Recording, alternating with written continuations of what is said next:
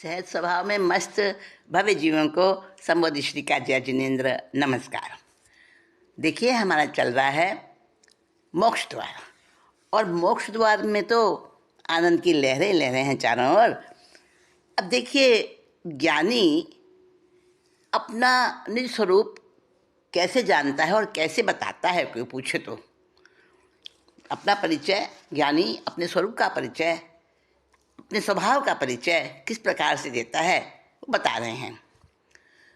को अनुभवी जीव कहे मेरे अनुभव में लक्षण विभेद भिन्न कर्म को जाल है। जाने आपा आपू को जो आप करी आपो विषय उत्पत्ति ना मुद्रव धारा असराल है। सारे विकल्प मोसो न्यारे सर्वथा मेरो निहच स्वभाव यह व्यवहार चाल है।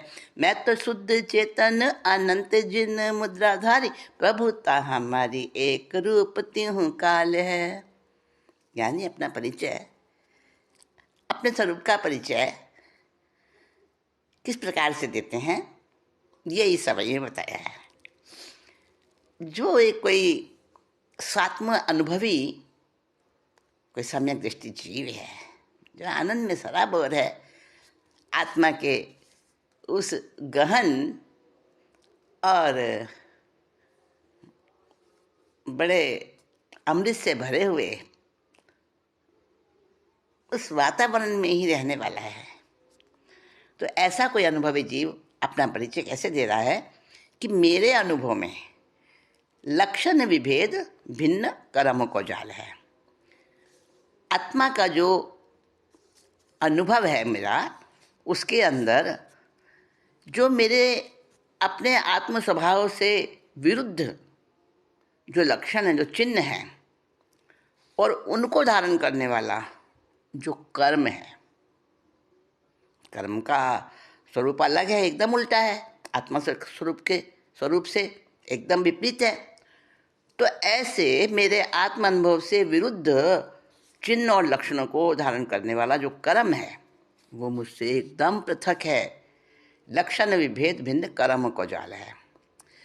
जाने आपा आपू को जो आपू करी आपो विषय। देखिए, चार बातें कहती हैं। अपने आप को जानता है वो ज्ञानी। ज्ञानी कहता है मैं अपने आप को जाने आपा, मैं अपने आप का स्वभाव जानता हूँ, स्वरूप जानता हूँ। आपू को जो और अपने आप को, अपने को अपने द्वारा, अपने में, अपने ही आधार से मैं जानता हूँ। देखिए, आपको पता होगा, थोड़ा आपको छोटी क्लासों में पढ़े हुए ज्ञान की तरफ ले जाती हूँ मैं, जो हमने शिक्षा में, स्कूली शिक्षा में पढ़ा होगा कि कर्ता, कर्म, करण, संप्रदान, अपादान, अधिकरण, ये 6 होते तो 8 हैं विभक्तियाँ। तो यहाँ पे 6 कारक लिए हैं, क्योंकि संबोधन तो अपने आप को संबोधन करने वाला होता है, 7वीं भक्ति। 8वीं भक्ति अपने आप को संबोधन करने वाली होती है और 7वीं अधिकरण होती है। तो कर्ता खुद तो करता है। संसार में हम क्या देखते हैं, कार्य होता है और कार्य अलग है और कर्ता अलग है ना। उनका स्वरूप एक जैसा नहीं होता। जैसे मान लीजिए किसी व्यक्ति ने कोई एक वस्तु बनाई।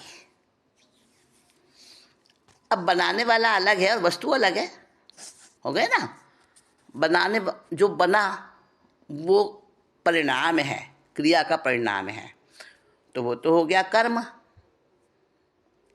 ठीक है ना। तो कर्ता अलग है, कर्म अलग है। और जिस साधन से बनाई, मान लीजिए बहन ने, किसी घर की स्त्री ने, परिवार में उसने क्या बनाया, उसने रोटी बनाई। अब रोटी किससे बनी? रोटी तो है जो, और वो बनी किससे? आटे से बनी। और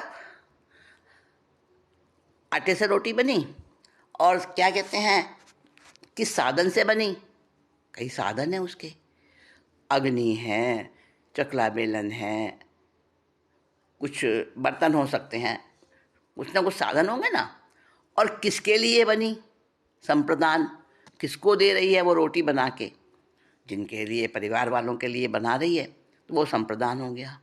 अपादान, किस में से आटा निकाल के बनाया, रोटी बनाई उसने, आटा किस में था? वो कंटेनर में, कोई डब्बे डब्बे में आटा था ना, उसमें से उसने आटा निकाला। जैसे गंगा निकलती है हिमालय से, तो हिमालय हो गया अपादान, ठीक है। तो अपादान कारक हो गया।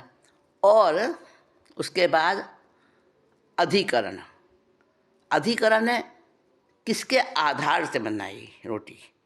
तो रोटी बना के या रोटी बनाते वक्त जो आधार है, जो उसकी मतलब स्लैब है रसोई की, या कोई परात है जिसमें उसने आटा गूंद कर रखा है, वो अधिकरण हो गया। तो अलग अलग होते हैं, रोटी अलग है, अधिकरण अलग है, और बनाने वाला अलग है, साधन जिससे बनाए करण वो अलग है, सब अलग अलग होते हैं संसार में। लेकिन आत्मा का जो ज्ञान है, आत्मा के जो कार्य हैं, आत्मा का जो स्वरूप है, उसमें सारे कारक स्वतंत्र होते हैं और एक ही होता है, कर्ता भी वही और कार्य भी वही, करण भी वही। तो जाने आपा, आपा अपने आप को जानने वाला, वो आत्मा। कर्ता आपू को, किसको जानता है? अपने आप को जानता है, वो आत्मा ही कर्म हो गया। आपू करी, मैं ये हूँ, आपू करी अपने स्वरूप से जानता है, आपू करी। आपू विषय, अपने ही बारे में जानता है, अपने द्वारा जानता है और अपने लिए ही जानता है ना, और अपने ही आधार से जानता है। तो सारे कारक भिन्न भिन्न नहीं होते, सब आत्मा ही होता है, एक ही होता है, वही कारक है, करता है, वही कर्म है, वही करण है, वही संप्रदान है, वही अपादान है, वही अधिकरण है, वही संबंध है। सारे कारक एक ही होते हैं। इसको थोड़ा और आप बार बार चिंतन मनन करेंगे तब समझ आएगा, क्योंकि पढ़ा था उस समय तो उतनी बुद्धि नहीं थी, जब छोटी क्लासों में हमने पढ़ा था ये कारक वाला चैप्टर, और अभी आत्मा पर लागू कर रहे हैं तो जो पढ़ा था उसमें तो सब अलग अलग थे, लेकिन अभी सब एक ही हैं, ऐसा पढ़ रहे हैं हम। तो आत्मा के संदर्भ में कारक कैसे हैं उसको थोड़ा समय लगेगा समझने में, पर समझ आ जाएगा। समझ भी आत्मा से ही होगा ना, वो समझना भी आत्मा से ही होगा, और आत्मा के अंदर ही होगा समझना ज्ञान आत्मा से अलग तो ना है ना, ठीक है ना। तो इस सारे कर्ता, कर्म, क्रिया, करण, अधिकरण, अपादान, संप्रदान सब आत्मा ही है। तो परिचय दे रहा है वो ज्ञानी, अपना अपना स्वरूप बता रहा है कि मेरे अनुभव में ऐसा आता है कि जो आत्मा से भिन्न जो कर्म इत्यादि हैं, जो भी पर हैं, उसके जो लक्षण हैं, लक्षण का जो विभेद है, आपस में भेद है लक्षण का और मेरे स्वरूप का, वो है ही नहीं भेद। वहाँ पे कर्म है ही नहीं, केवल एक ही चीज़ है, आत्मा, मेरा स्वरूप। और मेरा स्वरूप ऐसा है, अपने को जानता है, अपने से जानता है, अपने लिए जानता है, अपने में से जानता है, अपने आधार से जानता है, और अपने ही बारे में जानता है। सारे विकल्प मोसो न्यारे, सर्वथा मेरो। और जितने भी उसके अलावा जो भी बाहर के विकल्प हैं, जो भी पर हैं, देखिए पर दो प्रकार के होते हैं, हाँ समझ लीजिएगा। पर यानी अपने से भिन्न, आत्मा से भिन्न। अब दो प्रकार के पर होते हैं, एक तो जो पर ऐसे हैं, एक तो अपना शरीर है पर, सारे मानते हैं, और एक पर ऐसा है कि जैसे अपने गाड़ी, बंगला, बैंक बैलेंस, कपड़े, आभूषण अपने से पर है ना ये सारे। तो एक पर इस तरह के हैं, और एक पर वो हैं अपनी संतान, अपने भाई, रिश्तेदार, जो भी संबंध है, ये भी पर हैं। तो एक पर होते हैं, हम पर का त्याग करते हैं, पर से हटेंगे। तो पर से, कौन से पर से हटते हैं हम? हमें इतनी समझ नहीं होती। जिस पर को हम पर मानते हैं वास्तव में, उससे तो हम हट जाते हैं। वो तो बहुत थोड़े से ही होते हैं, जिनसे हमारा काम ही नहीं पड़ता कभी। और कुछ पर ऐसे होते हैं जिनको पर मानते हुए भी हमने अपना मान रखा है। पर माना है पर समझा नहीं है उसको 100% कि ये पर हैं। जैसे अपना शरीर, अपने शरीर में रहने वाला राग, कषाय, पर तो है ना आत्मा से, पर किंतु हम उसको पर नहीं मानते, उसको हटाने का प्रयास नहीं करते। तो दूर दूर का जो पर है उसको तो हम हटा लेते हैं, लेकिन जो हमारे बिल्कुल लिपट रहा है हमसे, उसको हमने पर समझा ही नहीं। हटाएंगे तो तब जब समझेंगे। तो जितने भी विकल्प हैं, जितने भी मुझसे अलग आत्मा से मेरे जो भी अलग हैं, मेरा शरीर भी आ गया उसमें, ये सब मेरे से, मेरे स्वरूप से अलग हैं, और सर्वथा मेरो निहच स्वभाव, ये मेरा निश्चय स्वभाव ही मेरा है।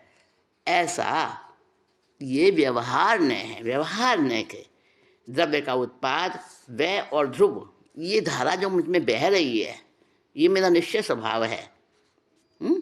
सो ये विकल्प व्यवहार न के हैं, मुझसे भिन्न हैं, पर हैं ये भी। इनको भी मुझे पर समझना होगा, हटाने का प्रयास करना होगा। ठीक है। मैं तो शुद्ध चेतन, अनंत चिन्ह मुद्राधारी, चैतन्य मुद्रा, चैतन्य लक्षण को धारण करने वाला मैं तो चेतन स्वभाव हूँ, शुद्ध चेतन हूँ मैं। प्रभुता हमारी एक रूप तीहू काल है।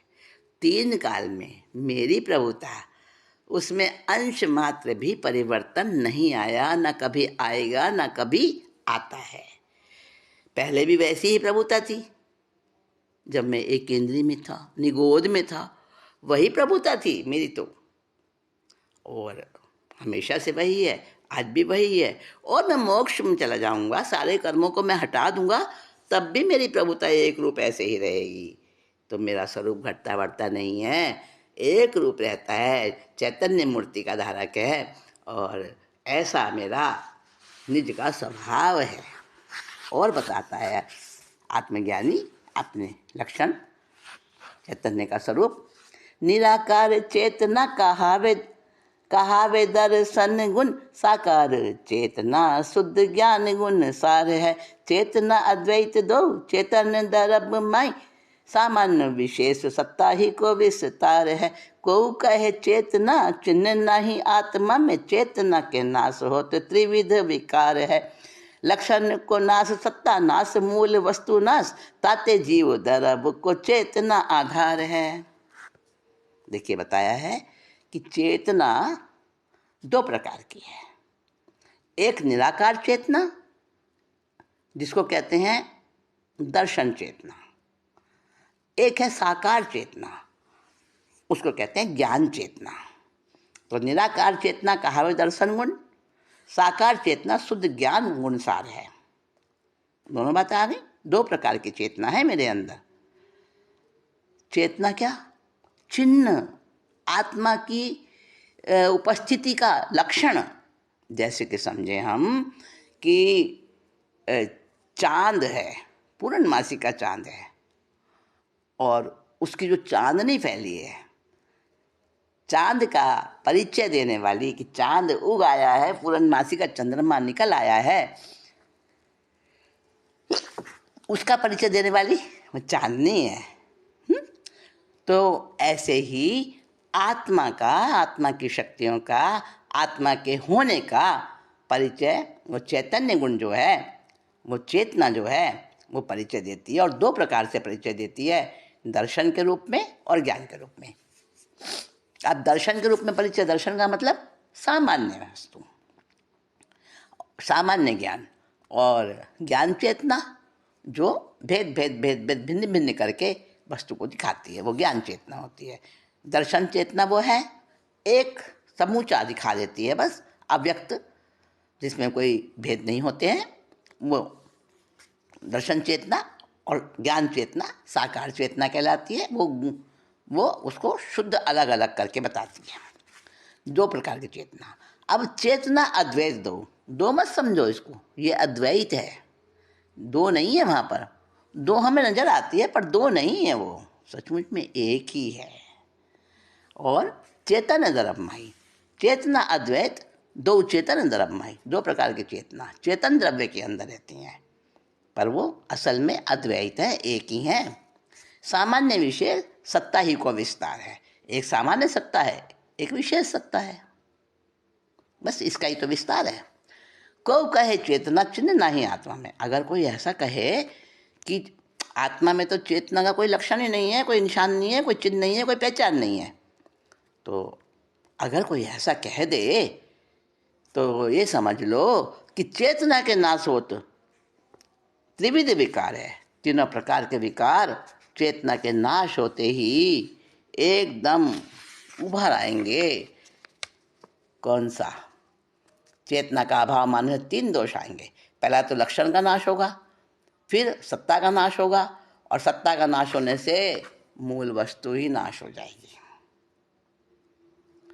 चांद के चांदनी से समझते हैं इसको। लक्षण है, जैसे चेतना आत्मा का लक्षण है, प्रभाव है। तो किसी ने कहा चेतना आत्मा में नहीं है, यानी किसी ने ऐसा कहा कि चांद की चांदनी वो चांद की नहीं है चांदनी। अब चांद की नहीं है चांदनी, तो चांदनी हटाई तो चांद ही हट गया। चांदनी का लोप हुआ तो चांद का भी लोप हो गया, क्योंकि चांद से ही तो चांदनी है। तो जो हमारी मूल वस्तु थी उसका ही नाश हो गया। तो यही बात यहाँ कही है, लक्षण को नाश। लक्षण का नाश हुआ तो अस्तित्व यानी सत्ता का भी नाश हो गया, और सत्ता का नाश हुआ तो मूल वस्तु, मूल द्रव्य जो है, मूल, जैसे चांद की बात चल रही है, तो चांदनी का अपलाप करते ही चांद का भी अपलाप हो गया, चांद का भी मतलब वहाँ पे वो ह्रास हो गया। चांद भी नहीं है वहाँ पर। अगर चांदनी नहीं है तो चांद भी नहीं है।